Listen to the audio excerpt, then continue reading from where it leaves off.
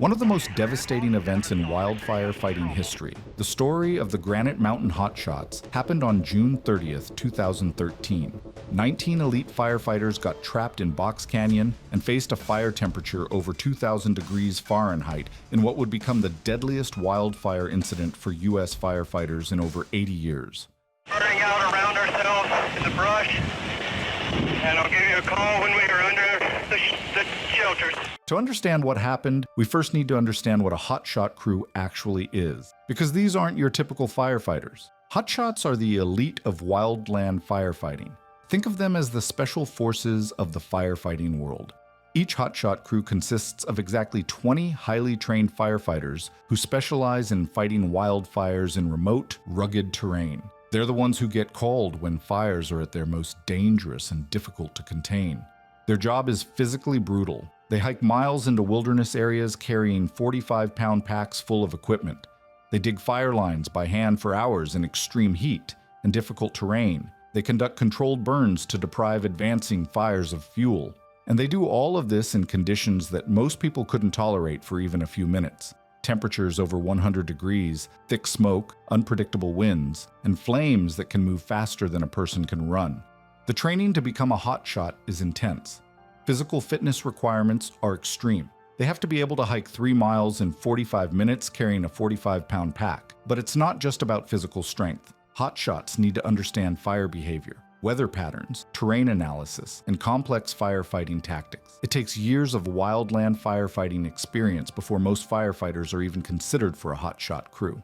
The Granite Mountain Hotshots were based in Prescott, Arizona, about 100 miles north of Phoenix. What made them particularly special was that they were the first municipal hotshot crew in the United States. Every other hotshot crew in the country was organized by federal agencies like the U.S. Forest Service or Bureau of Land Management. But Granite Mountain was organized by the Prescott Fire Department, a city fire department. Getting certified as a hotshot crew was a major achievement for Prescott. It meant their crew had proven they could handle the most demanding firefighting assignments alongside the best federal crews in the country. They earned that certification in 2008 and had been working high-profile fires ever since. The crew was led by Eric Marsh, a 43-year-old veteran wildland firefighter who had spent over 2 decades fighting fires. Marsh was known as an intense, demanding leader who held his crew to extremely high standard. Some people found him difficult to work with, but no one questioned his knowledge, experience, or dedication to his crew's safety and effectiveness. His second in command was Jesse Steed, the crew's captain. At 36 years old, Steed was well respected and known for his calm demeanor under pressure. Together, Marsh and Steed had built Granite Mountain into one of the most capable hotshot crews in the nation. The rest of the crew ranged in age from 21 to 43. Some were veteran firefighters with years of experience. Others were newer to wildland firefighting, but had proven themselves tough enough and skilled enough to earn their spot on an elite crew. They came from different backgrounds. Some had families, some were single, some were just starting their careers while others were seasoned professionals. But they all shared a common bond. They had chosen one of the most dangerous jobs in America because they wanted to protect people in wild places. One crew member we need to mention specifically is Brendan McDonough. At 21, he was one of the youngest members of the crew. On June 30th, 2013, McDonough was assigned to serve as the crew's lookout, a critical position in the team. That assignment would later save his life. To understand the Yarnell Hill Fire, it is important to understand Arizona's wildfire situation in 2013. Arizona has 2 distinct wildfire seasons. The first runs from April to June, before the summer monsoons arrive. The second runs from October to early December. But the spring season, April to June, is typically the most dangerous. That's when Arizona is at its driest, temperatures are climbing, humidity is extremely low, and vegetation that grew during the winter rains has dried out and become perfect fuel for fires. The 2013 fire season was particularly active. Arizona had been experiencing drought conditions, and by late June, firefighters across the state were already stretched thin, dealing with multiple fires. Just a few weeks before the Yarnell Hill Fire, the nearby Dose Fire had burned over 6,700 acres and threatened hundreds of homes near Prescott. Granite Mountain Hotshots had worked that fire before being deployed to Yarnell. Now let's look at Yarnell itself. Yarnell is a small, unincorporated community in Yavapai County, about 85 miles northwest of Phoenix and about 35 miles southwest of Prescott. The town sits at an elevation of about 4,800 feet in rugged mountainous terrain. In 2013, Yarnell had a population of around 650 people. many of them retirees who had moved there for the peaceful rural lifestyle. The area around Yarnell is covered in chaparral, dense shrubland filled with highly flammable vegetation. When chaparral burns, it burns hot and fast. The terrain is steep and cut with canyons and ravines that can funnel wind and flames in unpredictable ways. It's exactly the kind of environment that makes wildfire fighting extremely challenging and dangerous. On Friday, June 28, 2013, dry lightning struck the hills near Yarnell. Lightning-caused fires are common in this region, and this particular strike ignited brush on the slopes of Yarnell Hill, about 3 miles northwest of the town. Initially, the fire was small, maybe just an acre or two, but conditions were perfect for fire growth. Temperatures were in the high 90s to low hundreds, relative humidity was in the single digits, and there were gusty winds. The fire began to grow. By Saturday morning, June 29th, the fire had grown to about 200 acres. Local and state firefighting resources were deployed, but the fire continued to grow throughout the day. By Saturday evening, it had burned over 300 acres and was threatening structures on the outskirts of Yarnell. On Sunday morning, June 30th, the fire had grown to approximately 500 acres. That's when Granite Mountain Hotshots received their deployment orders. They were called in as part of a larger firefighting effort that included multiple engines, hand crews, helicopters, and air tankers. The crew left Prescott early Sunday morning and arrived at the fire around 8 a.m. Their assignment was to scout the fire, work on containment lines, and generally do what hotshot crews do, provide highly skilled mobile firefighting capability where it was needed most. Now we get to the critical day, Sunday, June 30th, 2013. When Granite Mountain arrived at the fire around 8 a.m., they were briefed on the situation. The fire was burning on the northern side of Yarnell Hill, moving generally south and east toward the town of Yarnell. The plan was for the crew to work on the fire's western flank, the left side, to help prevent it from spreading in that direction. Throughout the morning and into early afternoon, the crew worked in the area, cutting fire lines and monitoring the fire's behavior. By around 2 p.m., they had hiked up to a position on a ridge that gave them a good vantage point overlooking the fire. This was a safe position, a black area, meaning terrain that had already burned and couldn't burn again. But then the weather changed. A thunderstorm developed to the southeast of the fire. Now you might think rain would be good news, but for firefighters, thunderstorms can be extremely dangerous even if they don't produce much rain. Thunderstorms create powerful downdrafts and outflow winds that can suddenly change direction and speed. These wind shifts can turn a fire that's moving predictably in one direction into a fire that suddenly changes course and accelerates dramatically. Around 3 p.m., that's exactly what happened. The thunderstorm created an outflow wind event that hit the fire. The wind shifted dramatically. Reports suggest they changed direction by nearly 180 degrees and increased to speeds of 40 to 50 miles per hour, with gusts even higher. The fire, which had been moving south and east, suddenly turned and began racing northwest, directly toward the town of Yarnell. But here's the critical part. The fire was also now moving toward the Granite Mountain Hotshots position. Based on radio communications, GPS data from crew members, and the subsequent investigation, we know that around 3:30 p.m., the crew made the decision to leave their safe position on the ridge and move down into a canyon area. This canyon was between their position and the Boulder Springs Ranch, a property with structures and cleared areas that could potentially serve as a safety zone. The exact reasoning for this movement has been debated extensively. Some believe they were trying to reach the ranch to defend structures there. Others think they were trying to reach the ranch as a safety zone because they could see the fire was now moving in their direction. The investigation would later state that their motivations will never be fully known. What we do know is that the crew descended from the ridge and moved through what's called a box canyon, a canyon with steep sides and limited exit points. This put them in an area filled with unburned chaparral, the same highly flammable brush that was fueling the fire. At 4:04 p.m., the crew's lookout, Brendan McDonough, who was positioned in a different location, radioed to the crew that the fire had changed direction and speed dramatically. He could see it was now heading toward their position. At 4:21 p.m., radio traffic indicated the crew was in trouble. Between 4:30 and 4:42 p.m., the crew deployed their fire shelter. The exact time of deployment was around 4:30 p.m., and the crew was overtaken by approximately 4:42 p.m. Fire shelters are emergency last resort devices. They're made of aluminum foil bonded to silica cloth and look somewhat like a small pup tent. When a firefighter is about to be overtaken by flames, they're trained to quickly clear an area of vegetation, lie down on cleared ground, and pull the shelter over themselves. The shelter is designed to reflect radiant heat and provide a breathable air pocket. They can protect against temperatures up to about 500 degrees Fahrenheit for short periods.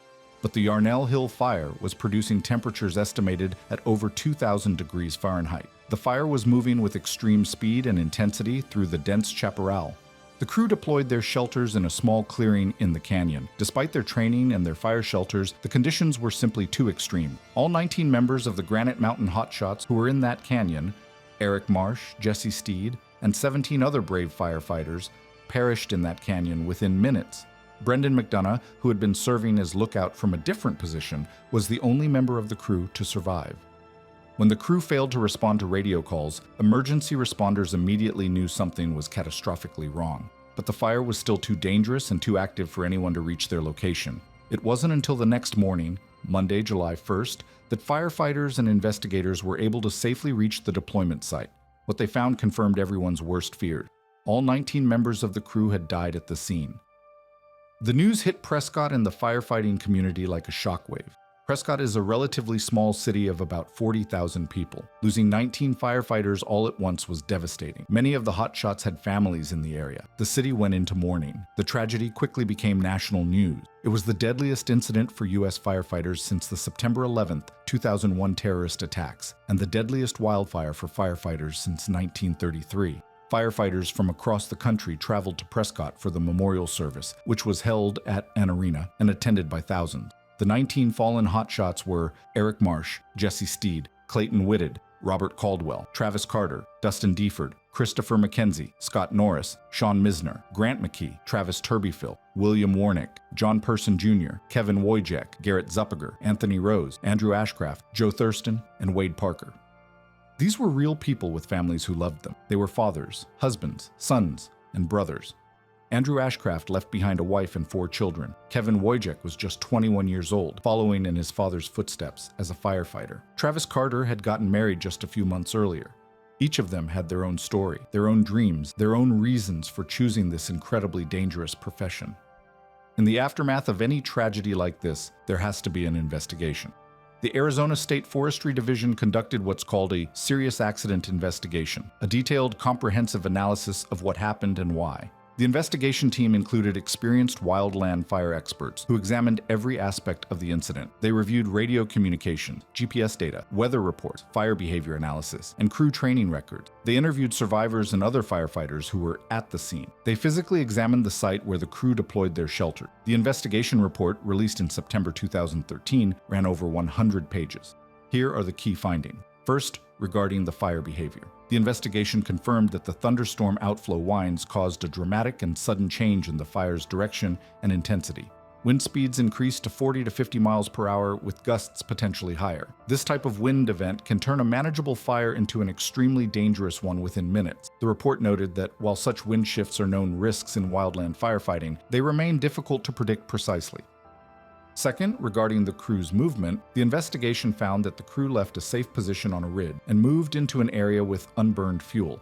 The report stated that the decision to leave the black, meaning the already burned safe area, was the key decision that led to the deployment site and the crew's entrapment. However, and this is important, the investigation did not place direct blame on any individual for this decision.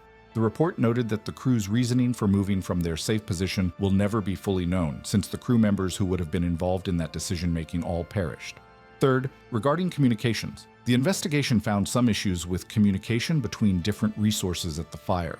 There were multiple agencies involved: state forestry, local fire departments, federal resources, and not everyone was on the same radio frequency or communication system. This meant that not all resources had complete situational awareness of where other resources were positioned or what the fire was doing in different areas.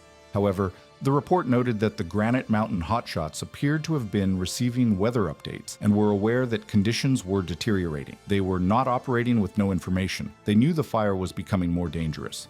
Fourth, regarding the fire shelters. The investigation confirmed that the crew deployed their shelters properly and in the best location available to them given their situation. But the fire intensity simply exceeded what the shelters could protect against. The temperatures were too high, the duration too long, and the radiant heat too intense. The report made several recommendations for improving wildland firefighter safety, including better communication systems, clearer protocols for high-risk situations, and enhanced training on fire behavior in extreme conditions. Now, it's important to note that not everyone agreed with all aspects of the investigation. Some families of the fallen hotshots felt the report didn't adequately answer certain questions. Some outside fire experts raised questions about why the crew moved from their safe position when they did. There were debates about whether better communication might have prevented the tragedy, or whether the crew should have stayed in their safe zone rather than moving toward the ranch. These are difficult questions without easy answers. Wildland firefighting involves constant risk assessment and decision-making in rapidly changing conditions. Decisions that seem questionable in hindsight may have seemed reasonable or necessary in the moment based on what the crew was seeing and experiencing. What the investigation did make clear was this: the primary factors in this tragedy were the extreme and unpredictable fire behavior caused by the thunderstorm, outflow wind, combined with the crew's decision to move from a safe position into an area with unburned fuel. Whether that movement was a mistake, a calculated risk that didn't work out, or a necessary tactical move that was simply overtaken by circumstances faster than anyone could have anticipated, that remains a matter of some debate. Today, the site where the Granite Mountain Hotshots deployed their shelters is part of the Granite Mountain Hotshots Memorial State Park. There's a 7-mile hiking trail that leads from the trailhead to the fatality site. Along the way, interpretive signs explain wildland firefighting, the events of June 30th, and the dangers these firefighters face. At the deployment site itself, there are 19 plaques, one for each fallen hotshot, arranged in the same positions where they deployed their shelters. Visitors can pay their respects and reflect on the sacrifice these men made. In Prescott, there are multiple memorials to the fallen crew. Fire Station 7, where the Granite Mountain Hotshots were based, has become a place of remembrance. The crew's buggies, the vehicles they used to travel to fires, are displayed there as a tribute. The story of the Granite Mountain Hotshots was told in the 2017 film Only the Brave, starring Josh Brolin as Eric Marsh and Miles Teller as Brendan McDonough. While the film took some creative liberties, it brought the crew's story to a wider audience and helped people understand the world of hotshot firefighting. Every year on June 30th, memorial services are held to remember the Granite Mountain 19. Firefighters from across Arizona and the nation gather to honor their sacrifice and to remind themselves and the public of the risks that wildland firefighters take. And every fire season, hotshot crews across the country continue the work that Granite Mountain was doing. They hike into remote areas, cut fire lines by hand, conduct dangerous operations in extreme conditions, and put themselves at risk to protect communities and wild lands. The tradition and the mission continue, inspired by the memory of those who have fallen. The story of the Granite Mountain Hotshots is one of the most tragic events in modern firefighting history. 19 skilled, dedicated men went to work on June 30th, 2013 to protect a community from a dangerous wildfire. They knew the risks. Every hotshot knows the risks, but they went anyway because that's what they had signed up to do.